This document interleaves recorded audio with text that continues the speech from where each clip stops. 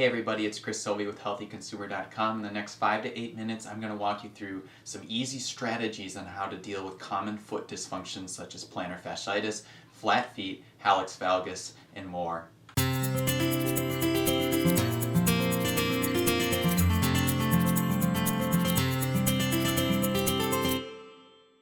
As a physical therapist, I've always found it fascinating how much we ignore the role of the foot in rehabilitation and how it can impact heavily in the knee and up into the hip as well. And so many of the clients that I see for hip and knee pain might actually have a problem that starts in the foot. As we age, we begin to lose more of our connective tissue and the pliability between structures throughout the human body.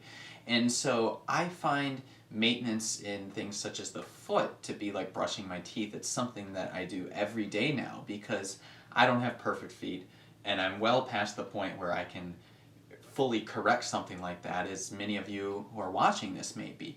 But the great news is that there are many things that we can do to improve your situation, reduce pain, and restore function for the things that you love to do. Let me just note that the things I'm about to show you are not meant for acute foot injuries. If you have a fracture anywhere in your foot or anything of that nature that's acute, I highly encourage you to check with your healthcare provider first, and even with any other foot pathology before doing any of this, always check with someone first to make sure that it's appropriate for you.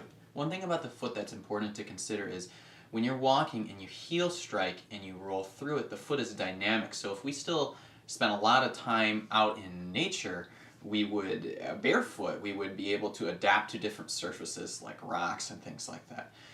But also, the foot is able to become rigid through the end of the push-off when you walk through the end of your first toe there. So, it has two different roles, and we want to be able to understand that it needs a lot of flexibility, but it also needs a lot of rigidity depending on the function that it is doing right then. So I'm going to walk you through a couple of daily foot health maintenance routines that I do on a regular basis. For demonstration purposes, I've taken off my left sock. I don't have the most beautiful of feet, but that's okay. So the rest of this video I'll just be using my left foot. And so one of the first things that I like to do is to create space between the toes, because when you do that you open it up for a lot more space for balance and you increase the surface area. So a really nice thing to do is to slowly insert your webs of your fingers into the webs of your toes and work your way all the way into the top. And then I stabilize a little closer at the base of the foot and just kind of roll through the foot. I practice a little flexion and extension. I wring out the foot like a washcloth because it's meant to have that pliability as well. And then after you've worked through that a little bit, remove one finger at a time there as to not freak out your nervous system. And then just feel the difference. When you put your foot down on the ground, you'll notice you're able to spread your toes out more easily.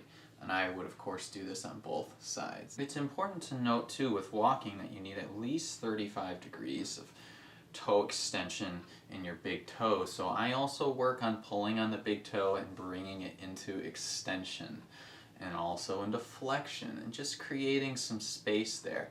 And then I work along the bones here above that, the metatarsals leading up to that, and just try and create some space through there because you need to push a lot of weight through that first toe and through that first ray there.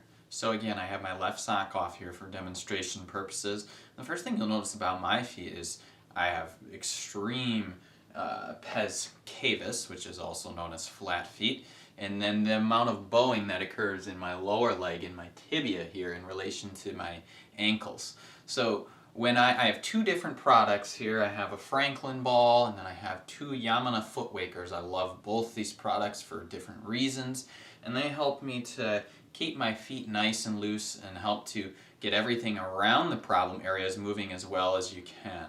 So when I first start in the morning, one of the first things I like to do is to get onto a ball like the Franklin ball.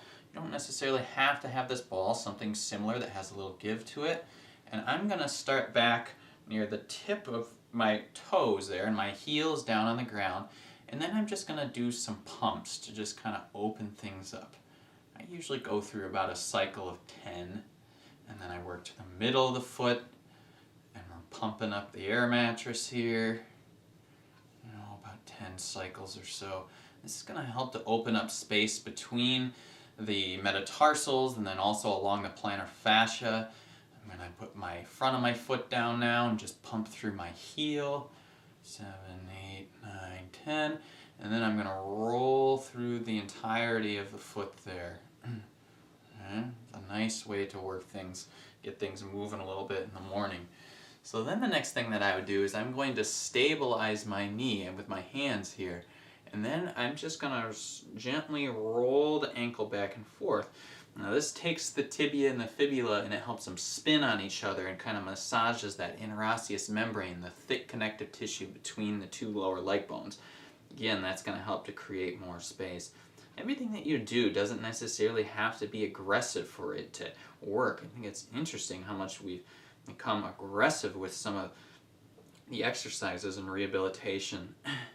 And I can feel a difference already in this leg, so you would do the same thing on the other leg. Now I'm on the foot wakers here. If you look at my left foot a little more closely, you can see that I have a little bit of a bone abnormality there. You would call it hallux valgus, where you get a little bit of a bony protuberance. So sometimes can be a precursor to bunions.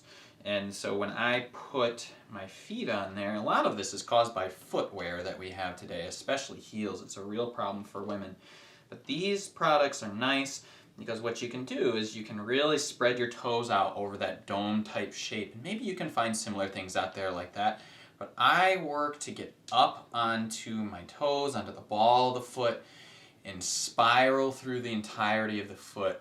Yamana, the creator of these products, has an entire sequence where she works through all the outer edges of the foot, the inner edges of the foot, and the center of the foot.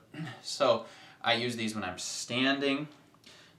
At home I have a standing desk and I work through my foot a lot while I'm doing other things. And so same kind of thing. Could be here, can work through my heel without collapsing too far in or torquing the knee.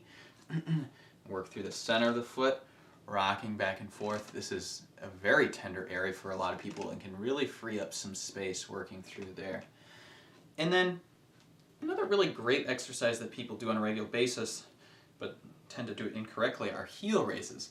So when you're coming up into heel raises, notice how weak my right side is there, and that's something that I work on.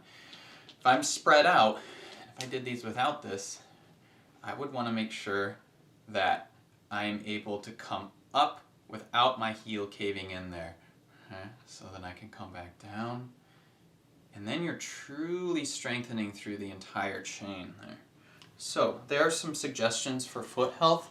Please be sure to, if you found this video helpful, please like the video and subscribe below. And visit us at healthyconsumer.com for more integrative health wellness articles. Have a blessed day.